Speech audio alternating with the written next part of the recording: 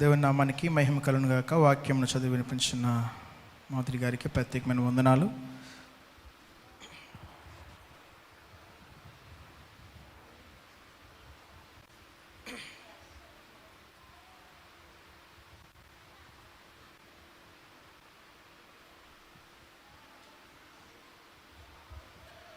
కూడి వచ్చిన మీ అందరికీ మరొకసారి దేవుని పేరిట వందనాలు చెల్లిస్తూ ఉన్నాను. ఈ వారము మనము 25వ అధ్యాయమును లేదా కీర్తనను మనం ధ్యానించబోతూ ఉన్నాం. గత 3 వారాలుగా మనం ఎవరిని గురించి చూసామండి? గుర్తున్న వారు ఎవరని చెప్పండి క్విక్గా. మంచి కాపరి, గొప్ప కాపరి, ప్రధాన కాపరి, ఈ ముగ్గురి గురించి 22, 23, 24 అధ్యాయాలలో మనం చూసాం. ఇప్పుడు కీర్తనలు 25వ కీర్తనకు వచ్చేసరికి దేవుని యొక్క నడిపింపును మనం ఈ యొక్క అధ్యాయంలో చూడవచ్చు. 23వ కీర్తన చదివినా సరే మనకి దేవుని నడిపింపు మన జీవితంలో ఎలా ఉంటుంది అన్నది తెలుస్తుంది. చాలామంది జీవితాలలో నడిపింపు కోసం చూస్తాం. దేవుని యొక్క గైడెన్స్ గురించి, గాడ్స్ గైడెన్స్ అనేది చాలామంది జీవితాలలో కావాలి. ఈ రోజుల్లో ప్రపంచంలో చూస్తే అనేక మంది మనుషులు చెప్పినటువంటి నియమాలను, రూల్స్ అండ్ రెగ్యులేషన్స్ను అనుసరిస్తూ వారి చెప్పిన రీతిగా నడుచుకుంటూ ఉన్నారు. కానీ దేవుని మార్గములను ఎరిగి, దేవుని సత్యమును ఎరిగి, దేవుని మార్గములలో ఎవరు కూడా నడుచుకోవట్లేదు. ఈ లోకానికి ఇచ్చిన ప్రయారిటీని దేవునికి ఇవ్వటం లేదు. కాబట్టి అటువంటి వారిని బట్టి మరి ఈ యొక్క అధ్యాయంలో లేదా కీర్తనలో మనకు అనేక విషయాలు దావీదు భక్తుడు జ్ఞాపకం చేస్తూ ఉన్నాడు. మనిషి జీవితంలో ఖచ్చితంగా దేవుని యొక్క నడిపింపు అనేది ఉండాలి. దేవుని నడిపింపు లేకపోతే ఆ వ్యక్తి జీవితము వ్యర్థం. ఆ వ్యక్తి యొక్క జీవిత గమ్యము కూడా వ్యర్థం. ఖచ్చితంగా ఒక గందరగోళములో నీ యొక్క ప్రపంచము కానీ, నీ కుటుంబము కానీ, నీ జీవితము కానీ ఖచ్చితంగా ఒక గందరగోళంగా మారబోతూ ఉంది ఒకవేళ దేవుని నడిపింపు కనుక మన జీవితంలో లేకపోతే. శామ్యుయల్ లిఫీవర్ అనేటువంటి ఒక ఫ్రాన్స్ దేశానికి వెళ్ళినటువంటి మిషనరీ, ఆయన ఫ్రాన్స్ అనేటటువంటి దేశానికి వెళ్ళినటువంటి ఒక మిషనరీ, ఆయన పేరు శామ్యుయల్ లిఫీవర్ అనేటువంటి వ్యక్తి. ఆ వ్యక్తి మరి అక్కడికి వెళ్ళినప్పుడు ఆ యొక్క దేశంలో అనేక మంది ప్రజలు ఉంటారు. ఏ దేశమైనా ఈరోజు చాలా లక్షల సంఖ్యలో, కోట్ల సంఖ్యలో జనాలు అయితే ఉంటూ ఉన్నారు. కాబట్టి అలా ఉండేటప్పుడు అంతమందిలో ఎవరు నిజముగా నీ అవసరత కలిగి ఉన్నారు అన్న విషయాన్ని నువ్వు ఎలా గ్రహించగలవు, నువ్వేం చేయగలవు అని చెప్పి వాళ్ళ సహోదరి అతను ఒక ఇరకాటంలో పడేసింది. అంటే ఒక ఆలోచనలో పడేసింది అనమాట. ఎవరిని అంటే శామ్యుయల్ గారిని. ఆయనైతే దేవుడు తనను ఫ్రాన్స్ దేశానికి వెళ్ళమని చెప్పాడు. కాబట్టి నేను వెళ్ళి అక్కడ పరిచర్య చేయాలి, నేను వెళ్ళి అక్కడ ఒక మిషనరీగా అనేక మందికి నాకు తోచిన సహాయాన్ని చేస్తూ వారిని దేవునిలోకి నడిపించాలి అటువంటి ఒక మంచి దృఢ సంకల్పంతో ఆయన బయలుదేరుతుండగా ఈ ప్రశ్న తలెత్తింది. ఆవిడ తన చెల్లి, తన సహోదరి ఈ ప్రశ్నను అడిగినప్పుడు తను ఒక మాట అన్నది. ఏమన్నదంటే, నువ్వు చేస్తున్న పని ఎలా ఉంది అంటే గడ్డి మోపు తెలుసు కదండి మనకి, గడ్డి మోపులో పడిన సూదిని వెతుకుతున్నట్టుగా ఉంది అని చెప్పింది. అంటే ఆ సూదిని వెతికి తీయటం ఎంత కష్టమో అంత కష్టమైన పని నువ్వు చేస్తూ ఉన్నావు, ఇది అసాధ్యం అన్నట్టుగా మాట్లాడినప్పుడు ఆయన అన్నాడు, ఆ సూది నాకైతే తెలియదు కానీ ఆ సూది ఎవరో ఎక్కడుందో నా పరిశుద్ధాత్ముడికి తెలుసు, ఆయన నన్ను నడిపిస్తాడు అని చెప్పి ఆ యొక్క దేశానికి వెళ్ళి సువార్తను ప్రకటించిన వ్యక్తిగా మనం శామ్యుయల్ అనేటువంటి ఒక భక్తుడిని మనం చూడవచ్చు. అంటే నిజముగా దేవుని నడిపింపు ఉన్నప్పుడు ఆ యొక్క అడ్డంకులు ఎలాంటివైనా ఆయనకి సర్వమును తెలుసు. కాబట్టి ఆయన ఏం చేయగలడు, ఏం చేయబోతూ ఉన్నాడో, మన జీవితంలో ఏం చేస్తే మంచిదో సమస్తమును ఎరిగిన దేవుడు. కాబట్టి ఆయన నడిపింపుకు మనము లోనవ్వడం, ఆయన చిత్తానికి మనము లొంగిపోవడం, మనము ఆయనకు సమర్పించుకోవడం అనేది ఎంతైనా చాలా మంచిది మన జీవితంలో. కాబట్టి దావీదు భక్తుడు కూడా తన జీవితంలో తను ఎన్నో సమస్యలను ఎదుర్కొన్నాడు, ఎన్నో పాపములు చేశాడు, అందరిలాగానే అనేక పాపములు చేస్తూ కూడాను మరి దేవుని యొక్క కృపను పొందుకుంటూ ముందుకు వెళ్ళాడు.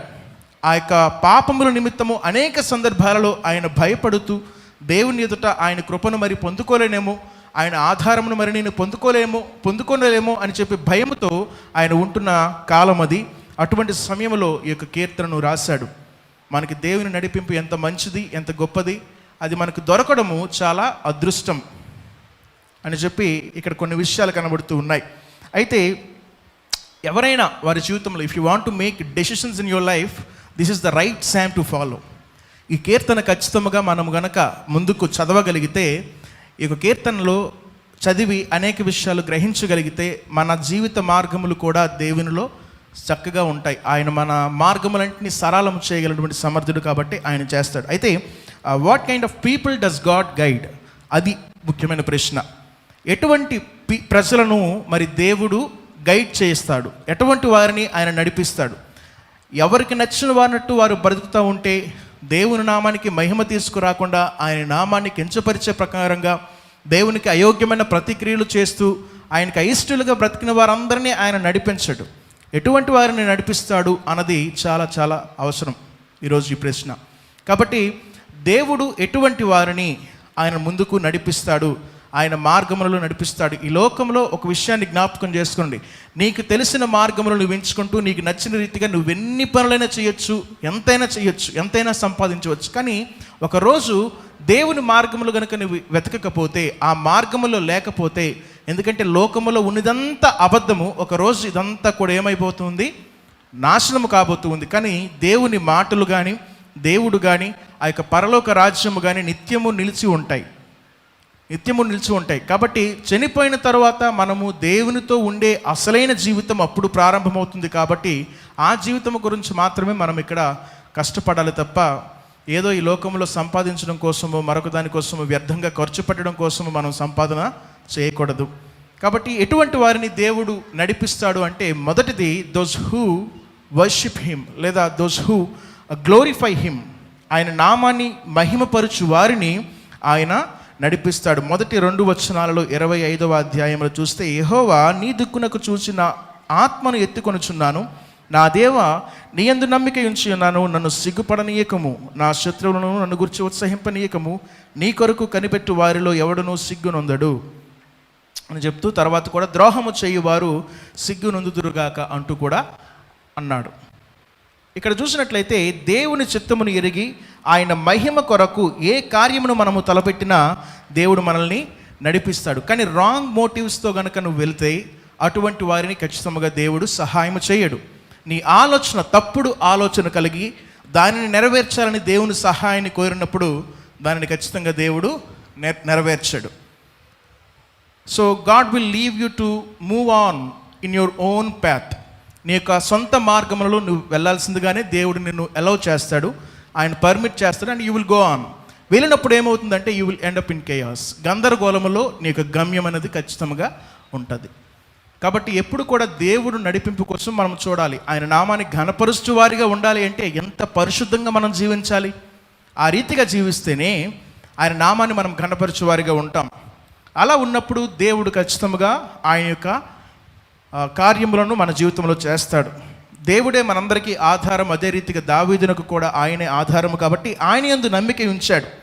నమ్మిక ఉంచి ఈ మాటలు చెప్తూ ఉన్నాడు. మొదటి 3 వచనాల్లో మనం పరిశీలిస్తే సిగ్గు అన్న మాట మనకి 3 సార్లు కనబడుతుంది. సిగ్గుపడనీయకు అంటూ ఉన్నాడు, నీ కొరకు కనిపెట్టువారు సిగ్గునొందరు అంటూ ఉన్నాడు. నిజమే కదా, దేవుని కొరకు కనిపెట్టువారు ఎవరు కూడా సిగ్గునొందరు. అంటే ఈరోజు మనమందరము కూడా దేవుని కొరకు కనిపెట్టువారిగా ఉన్నామా లేదండి? ఆయన త్వరలో రాబోతున్నాడని సత్యాన్ని ఎరిగి ఆయన కోసం మనమందరం కూడా నిరీక్షణతో కనిపెట్టుకుంటూ ఉన్నాం. ఒకవేళ ఆయన రాకపోతే మనం సిగ్గుపడేవారుగా ఉండాలి కదా సమాజంలో. నా యేసయ్య రాబోతూ ఉన్నాడు నా కొరకు అని చెప్పే కదా మనమందరం కూడా లోకంలో చెప్పి ఈరోజు గొప్ప సువార్తను చేస్తూ ఉన్నాం. మరెవరికి లేని ఆ యొక్క గొప్ప విశ్వాసాన్ని దేవుడు మనకిచ్చాడు. అందుకే దేవుడు ఒక మాటతో చెప్పాడు, నమ్మి బాప్తిస్మం పొందిన తర్వాత ధన్యులు ఎటువంటి వారు అంటే, చూసి నమ్మిన వారి కంటే చూడక నమ్మిన వారే ధన్యులు అని దేవుని వాక్యం సెలవిచ్చింది. కాబట్టి మనము ఆ విషయాలు ఏవి చూడలేదు. దేవుడు వచ్చినట్టు కానీ, మరణించినట్టు కానీ, తిరిగి లేచి వెళ్ళినట్టు కానీ మనము చూడలేదు. కానీ ఆ యొక్క హిస్టారికల్గా చూసినప్పుడు, దేవుని వాక్యాన్ని క్షుణ్ణంగా పరిశీలించినప్పుడు ఆత్మలో ప్రతి విషయము మనకి అర్థమవుతూ ఉంది. మన ఆత్మ మనకి బోధిస్తుంది. మనలో ఉన్నటువంటి పరిశుద్ధాత్ముడు మనకు బోధిస్తూ ఉన్నాడు. అవి వింటున్నప్పుడు వాటిని కల్లారా చూసిన రీతిగానే దేవుడు మనకి ప్రతిదీ కూడా తెలియపరుస్తూ ఉన్నాడు. కాబట్టి మనము చూసి చూడక అన్న విషయాలు పక్కన పెడితే మనమందరం కూడా దేవుని యందు విశ్వాసముతో ముందుకు కొనసాగుతున్నాం. కాబట్టి మనమందరం కూడా ధన్యులం. దేవుడు ఆ మాటలని సెలవిస్తూ ఉన్నాడు. కాబట్టి ఆయన రాకడ కోసం మనమందరం కూడా ఎదురు చూస్తూ ఉన్నాం. అటువంటి వారిగా ఉన్నప్పుడు ఆయన రాకపోతే సిగ్గుపడతాం. కాబట్టి ఆయన కొరకు వేచి ఉండువారు సిగ్గునొందరు అంటూ ఉన్నాడు దావీదు భక్తుడు. కాబట్టి నీవు నేను ఈరోజు ఏ రోజైనా సరే దేవుడు రావచ్చు, కానీ ఆ రోజు సిగ్గుపడక ఆయనతో వెళ్ళే గుంపులో ఉండాలి. ఒకవేళ వెళ్ళని గుంపులో ఉండిపోయి ఇక్కడ ఉంటే ఖచ్చితంగా మనం ఏమవుతాం? సిగ్గునొందుతాం. అందుకే ఆ తర్వాతే రాస్తూ ఉన్నాడు చూడండి, ఎటువంటి వారు ద్రోహము చేయవారు, అంటే దేవునికి అవ్వచ్చు, సమాజానికి అవ్వచ్చు. నువ్వు కనుక ద్రోహులుగా బ్రతికితే, పాపముతో బ్రతికితే దేవుడు నిన్ను మాత్రం ఆయన సన్నిధిలో చేర్చుకోడు. వాళ్ళు ఏమవుతారంట? సిగ్గునొందుతారు అంటూ ఉన్నాడు. కాబట్టి ఆ సిగ్గు మన జీవితంలో వద్దు. దావీదు భక్తుడు కూడా ఎందుకు ఇన్నిసార్లు సిగ్గును గురించి మాట్లాడుతూ ఉన్నాడంటే, తన జీవితంలో తను చేసిన పాపములను జ్ఞాపకం చేసుకుంటూ ఉన్నాడు. ఆ పాపములు ఎదురైనప్పుడు దేవుడు కృపను కూడా చూస్తూ ఉన్నాడు. మరొక వైపు దేవుని కృప, మరొక వైపు ఆయన చేసిన పాపములు.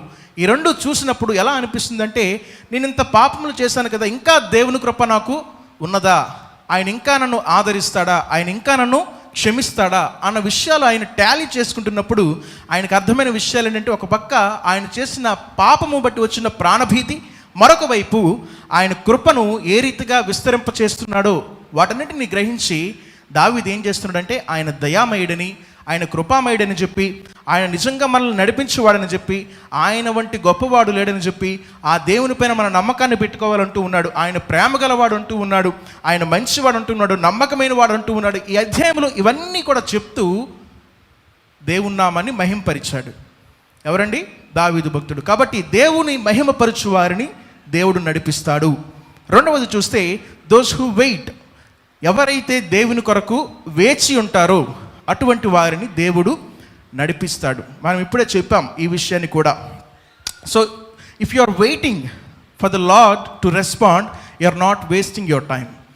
నీ యొక్క సమయాన్ని నువ్వు వృధా చేయటం లేదు. దేవుని కొరకు ఎప్పుడైనా ఏదైనా విషయం కొరకు దేవునిగా ఉన్నావు అంటే, ప్రార్థనలో దేవా దీనికి సమాధానం నాకు ఎప్పుడు ఇస్తావు అని చెప్పి నువ్వు ఏదైనా కనిపెడుతూ ఉన్నావు అంటే, you are not wasting your time.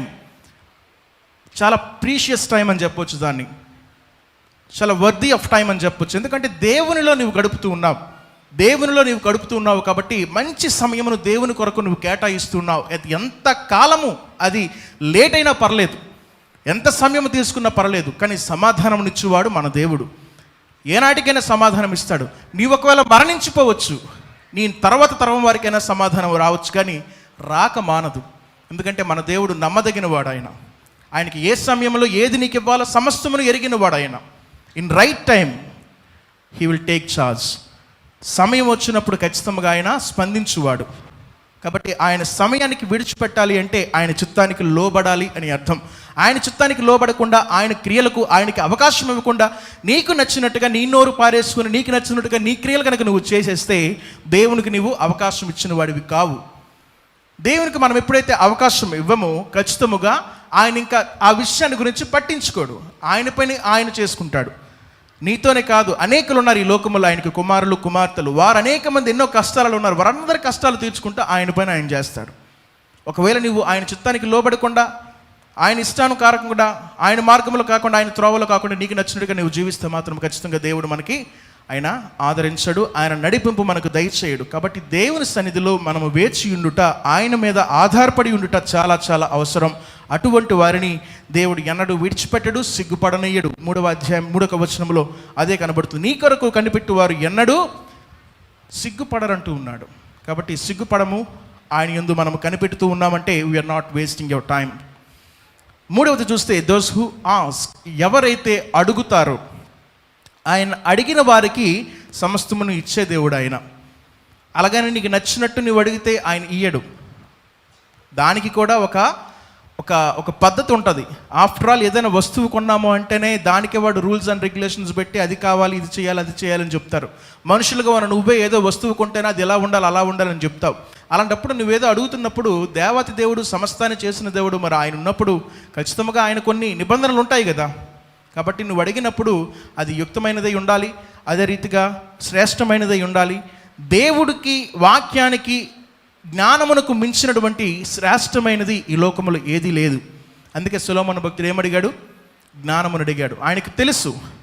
కాబట్టి దేవుని సన్నిధిలో జ్ఞానము అంటే అది దేవునికి సంబంధించినది. ఆ జ్ఞానము పొందుకున్నట కంటే మరి గొప్పమైనది విషయం ఏది లోకములో, ఈ ప్రపంచంలో లేదు. కాబట్టి దోస్ హూ ఆస్క్, దేవుని గనుక అడిగినట్లయితే మనకి చూడండి 4-5 వచనాలలో ఈ మాటలు మనకు కనబడుతూ ఉన్నాయి. యెహోవా నీ మార్గములను నాకు తెలియజేయము. ఎప్పుడు తెలియజేస్తాడు? వెన్ యు ఆస్క్, నువ్వు ఎప్పుడైతే అడుగుతావో అప్పుడు దేవుడు తన మార్గంలో నీకు తెలియజేస్తాడు. నీ త్రోవలను నాకు తెలియపేయమంటూ ఉన్నాడు. నన్ను నీ సత్యమును అనుసరింపజేసి నాకు ఉపదేశము చేయమంటూ ఉన్నాడు. చూసారు అక్కడ 3 విషయాలు: నీ మార్గములు, నీ త్రోవలు, నీ సత్యమును నాకు వివరించమని అడుగుతున్నాడు. సో ఆయన చిత్తానికి లోబడి ఆయనకి ఎప్పుడైతే అడుగుతామో ఆయన మార్గములను, ఆయన త్రోవలను సరళము చేస్తూ ఆయన సత్యములోకి మనల్ని నడిపించువాడు ఆయన. ఎప్పుడు అంటే వెన్ యు ఆస్క్, నీవు గనక అడిగినప్పుడు ఆయన చిత్తానుసారంగా అది ఉంటే ఖచ్చితంగా ఆ మార్గములలో, ఆ త్రోవలలో, ఆ సత్యములోనికి మనల్ని నడిపిస్తాడు. ఆ సత్య మార్గం ఎక్కడికి తీసుకువెళ్తుందో తెలుసా? పరలోక రాజ్యానికి మనల్ని చేరుస్తుంది. నీకు నచ్చిన మార్గాలను ఎంచుకుంటే చెప్పాను కదా, you will end up in chaos. ఒక గందరగోళమైన పరిస్థితుల్లో నీ యొక్క రిజల్ట్, నీకు గమ్యము ఉండబోతూ ఉంది. అలా కాకుండా దేవుడు సమస్తము ఎరిగిన వాడు. ఎందుకంటే ఏమి జరగబోతూ ఉంది అనేది నీకు తెలియదు. ఏమి జరిగిందనేది తెలుసుకోవచ్చు, కానీ ఏం జరుగుతుంది, ఏం సమస్తము ఎరిగిన దేవుడు ఎవరైనా ఉన్నారంటే అది ప్రభు అయినటువంటి యేసుక్రీస్తు. He knows what will happen. ఆయనకు తెలుసు కాబట్టి ఖచ్చితంగా ఆయన సరైన మార్గములలో నిన్ను నడిపిస్తాడు. కాబట్టి నీ యొక్క చిత్తం, నీ యొక్క సర్వమును ఆయనకి మనం సమర్పించుకోవాలి అంటూ ఉన్నాడు కదా. సామెతలు 3వ అధ్యాయము 6వ వచనములో చూస్తే, నీ ప్రవర్తన అంతటి యందు ఆయన అధికారమునకు ఒప్పుకొనుము, అప్పుడు ఆయన నీ త్రోవలను సరళము చేయును. ఏం చేయమంటున్నాడు? Submit yourself first. నీ యొక్క సమస్తమును, నీ ప్రవర్తన అంతటిని కూడాను ఆయన అధికారమునకు మనం ఏం చేయాలంటే ఒప్పుకోవాలి, అంగీకారము చెలపాలి, సమస్తమును ఆయన చేతిలో పెట్టాలి. అలా చేసినప్పుడు ఆయన ఖచ్చితంగా మన త్రోవలను సరళం చేస్తూ ఉన్నాడు. అంతేకాకుండా రోమా పత్రిక 12వ అధ్యాయం 1-2 వచనాలలో కూడా, కాబట్టి సహోదరులారా, పరిశుద్ధమును దేవునికి అనుకూలమునైన సజీవ యాగముగా మీ శరీరములను ఆయనకు సమర్పించుకునుడని దేవుని వాత్సల్యమును బట్టి మిమ్మను బతిమాలుకొనుచున్నాను. ఇట్టి సేవ మీకు యుక్తమైనది. మీరు లోక మర్యాదను అనుసరింపక ఉత్తమమును అనుకూలమును సంపూర్ణమును అయ్యున్న దేవుని చిత్తమేదో పరీక్షించి తెలుసుకొనున్నట్లు మీ మనస్సు మారి నూతనమగునట్టు రూపాంతరము పొందుడి అంటూ ఉన్నాడు. ఎంత గొప్ప మాట అండి! ప్రతి క్రైస్తవుని జీవితంలో, ప్రతి విశ్వాస జీవితంలో జరగవలసిన ప్రక్రియ ఇది. దేవుడు నా జీవితంలో కోరుకుంటున్నది ఇది. రూపాంతరం, ట్రాన్స్ఫర్మేషన్ అనేది జరగాలి. నీ యొక్క మనస్సు మార్పిడి జరగాలి.